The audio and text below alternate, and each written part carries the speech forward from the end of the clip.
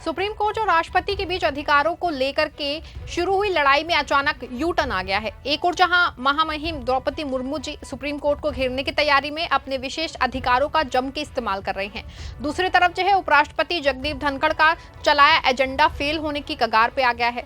अभी तक जिस लड़ाई को विधायिक और न्यायपालिका के कार्य क्षेत्र के रूप में देखा जा रहा था, अब उसमें जो है अचानक यू टर्न आ गया है और ये यू टर्न इतना लंबा है कि 8 राज्य विधायिका को छोड़ के सुप्रीम कोर्ट के साथ खड़े हो गए हैं। कैसे उपराष्ट्रपति का एजेंडा फेल होने जा रहा है, कैसे महामहिम को फैसले के विरोध में 8 राज्यों के सीएम उतरे हैं, ये सब कुछ मैं आपको अपनी इस रिपोर्ट में बताऊंगी। साथ ही इस पर भी चर्चा करूंगी कि कैसे एम.के. स्टालिन ने अकेले पूरा खेल पलट दिया है।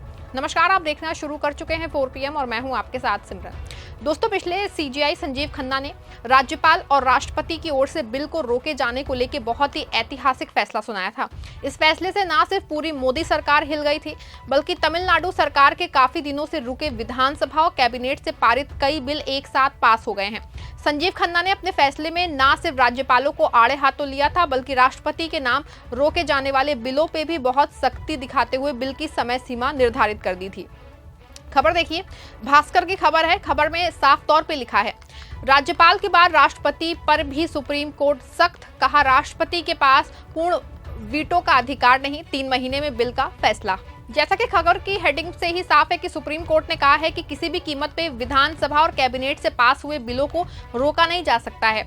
विचार के नाम पे अधिकतम 3 महीने का समय राष्ट्रपति की ओर से दिया जा सकता है। आपको बता दूं कि पूर्व सीजीआई संजीव खन्ना ने यह फैसला सुनाया कि मोदी सरकार को बहुत बुरा उसमें लग गया।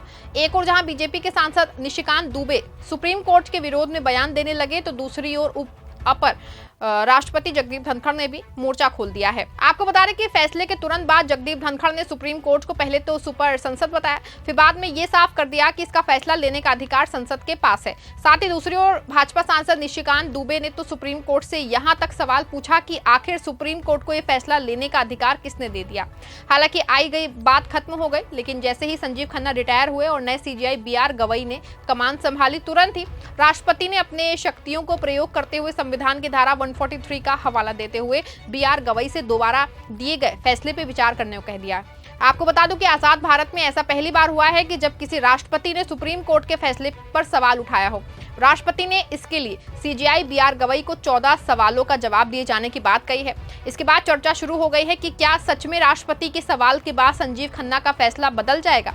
वैसे तो ये काम आसान नहीं है, क्योंकि सुप्रीम कोर्ट को पूरा अधिकार है कि वो संविधान की व्याख्या कर सकता है और ये बात भी बहुत हद तक साफ है कि सुप्रीम कोर्ट के दायरे को देश का कोई भी नागरिक उस पर अपर नहीं है। सुप्रीम कोर्ट सभी को अपने फैसले सुना सकता है, लेकिन जिस तरह से राजनीति का खेल चल रहा है, अब इस पूरे मामले में तमिलनाडु के सीएम एम.के. स्टालिन अपर पड़े हैं। उन्होंने 8 राज्यों के सीएम को एक पत्र लिख के एक मंच पे आने की बात कही है। सीएम स्टालिन ने इस संबंध में रविवार को पश्चिम बंगाल सहित 8 राज्यों के मुख्यमंत्रियों को पत्र लिखा है। डीएमके प्रमुख स्टालिन ने अपने पत्र में लिखा है कि ये सभी जानते हैं कि सुप्रीम कोर्ट के सलाहकार क्षेत्राधिकार को लागू नहीं किया जा सकता है या प्रयोग नहीं किया जा सकता है जब संबंधित मामले में अदालत के आधिकारिक फैसले द्वारा पहले ही निर्णय दिया जा चुका हो। उन्होंने आरोप लगाया है कि फिर भी केंद्र की मोदी सरकार ने संदर्भ मांगने पे जोर दिया है, जो उनके कपटी इरादे की ओर इशारा करता है।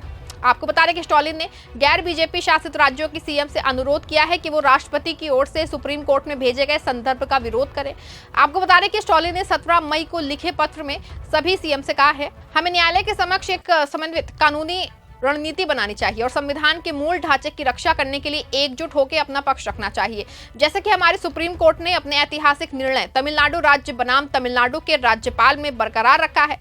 मैं इस महत्वपूर्ण मुद्दे में आपके तत्काल और व्यक्तिगत हस्तक्षेप की आशा करता हूं। आपको बता दें कि पश्चिम बंगाल के अलावा सीएम स्टालिन ने कर्नाटक, हिमाचल प्रदेश, तेलंगाना, केरल, झारखंड, पंजाब और जम्मू कश्मीर के मुख्यमंत्रियों को भी पत्र लिखा है। आपको बता दें कि स्टालिन ने अपने लेटर में यह भी लिखा है कि राष्ट्रपति द्रौपदी मुर्मू ने केंद्र सरकार की सलाह पे 13 मई 2025 को संविधान के अनुच्छेद 143 के तहत सुप्रीम कोर्ट के समक्ष 14 प्रश्न रखे। आपको बता दें कि संदर्भ किसी राज्य निर्णय या क्या विशेष रूप से उल्लेख नहीं करता है, लेकिन इसका उद्देश्य तमिलनाडु राज्य बनाम तमिलनाडु के राज्यपाल के मामले में सुप्रीम कोर्ट के निर्णय और संविधान की व्याख्या पर सवाल उठाता है। ये ऐतिहासिक निर्णय केवल तमिलनाडु के लिए नहीं है, बल्कि सभी राज्यों के लिए है, क्योंकि ये संघीय ढांचे और राज्यों संघ के बीच शक्तियों के वितरण को बरकरार रखता है और ये कानून राज्यपाल द्वारा लोकतांत्रिक रूप से निर्वाचित राज्य विधानसभाओं द्वारा बनाए गए कानूनों में बाधा डालने से प्रभावित रूप से रोकता है। आपको बता दें कि बहुत बार ऐसा होता है कि विधानसभा और कैबिनेट से पास होने के बाद भी कई बिल राज्यों में सिर्फ इस वजह से लटक जाते हैं कि राज्यपाल की मंजूरी नहीं मिल पाती है और वो राष्ट्रपति के विचार के नाम पे रोक लिए जाते हैं। लेकिन जब इस पे संजीव खन्ना ने ऐतिहासिक फैसला दिया तो ना सिर्फ राज्यपाल को ये बात खराब लग गई बल्कि वो सवाल तक पूछने पहुंच गई। हालांकि माना जा रहा है कि संजीव खन्ना का फैसला ऐतिहासिक था और ना सिर्फ इससे राज्यों के हितों के बिल रुकते हैं और ना ही राज्यपालों की मनमानी चलने पाती, लेकिन राष्ट्रपति जी अपने उपराष्ट्रपति के रास्ते पे चल के सुप्रीम कोर्ट से सवाल दागने लगी हैं, वो भी सिर्फ इसलिए कि जनता के हितों के बिल को रोकने की समय सीमा 3 महीने निर्धारित कर दी गई है। ऐसे में स्टालिन का नया दाव ना सिर्फ विधायिका को छोड़ के सुप्रीम कोर्ट के साथ खड़े होने जैसा है, स्टालिन के इस फैसले ने मोदी सरकार की एक बार फिर से नींद उड़ा दी है। हालांकि फाइनल जो फैसला है इस पे जस्टिस BR गवई को लेना होगा। आपको बता दें कि स्टालिन ने जो लेटर 8 राज्यों के CM को लिखा है उसमें साफ तौर पे कहा गया है कि भाजपा के नेतृत्व वाली केंद्र सरकार ने विपक्ष द्वारा शासित राज्यों के कामकाज में बाधा डालने के लिए राज्यपालों का इस्तेमाल किया है। वो विधेयकों के मंजूरी देने में बहुत अधिक देरी करते हैं, वैध संवैधानिक या कानूनी कारणों के बिना मंजूरी नहीं देते हैं, नियमित फाइलों और हस्ताक्षर के लिए भेजे गए सरकारी आदेशों को दबाए रखते हैं, महत्वपूर्ण पदों पर नियुक्तियों में हस्तक्षेप करते हैं और शैक्षणिक संस्थानों का राजनीतिकरण करने के लिए विश्वविद्यालयों के कुलाधिपति के रूप में अपने पद का दुरुपयोग करते हैं।